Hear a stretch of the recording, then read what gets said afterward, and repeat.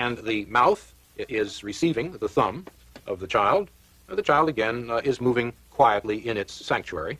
Now, this shadow, which we are seeing down at the bottom of the screen, is the suction tip. We have colored the suction tip deliberately in order for you to discern it more clearly. But the abortionist has now dilated the cervix and is now inserting this suction tip, which you can see moving back and forth across the screen.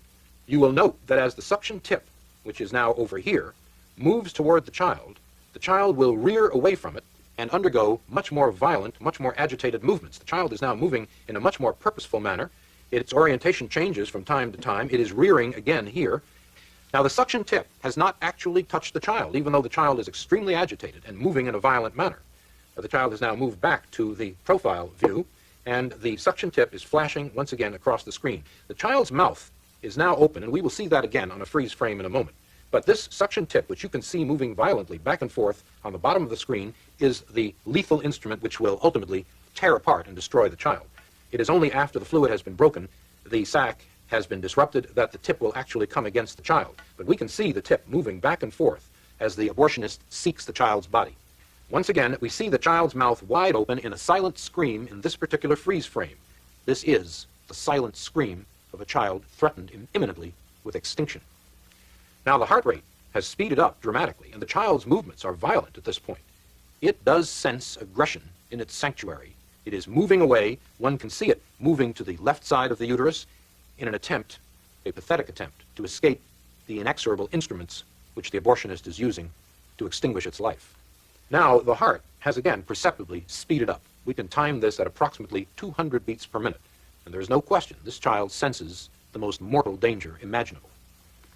The membrane has now been punctured, and the fluid has escaped. One no longer sees that large reservoir of fluid surrounding the child. But once the fluid has been drained off, the suction tip has now been firmly clamped to the child's body, and the child is being pulled in a downward direction by the abortionist's suction tip with the negative pressure applied to it, and the body is now being torn systematically from the head of the child being in this direction here. I am now outlining the child's head.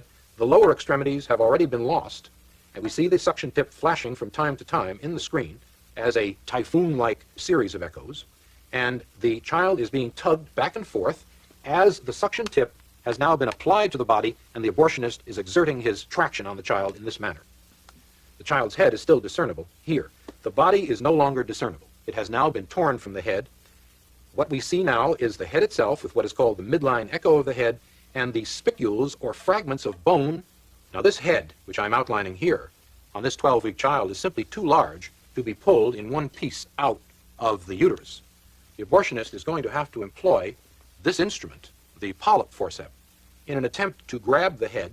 The abortionist will attempt to crush the head with this instrument in this manner and remove the head piecemeal from the uterus. The abortionist and the anesthesiologist have a secret language between them which shields them from the grisly reality of what is going on. The abortionist and the anesthesiologist together refer to the head of this child, which is now being sought, as number one.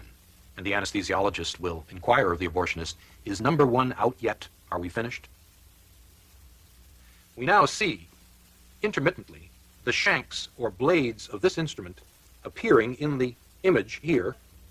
The head tends to float freely in the uterus. Here are the shanks or blades of the instrument coming across here. And the head is now being locked on by this polyp forceps, and the head is being pulled down toward the cervix. Now, all we see remaining are simply the shards, the broken fragments, the pieces of tissue which document that there was once a living, defenseless, tiny human being here.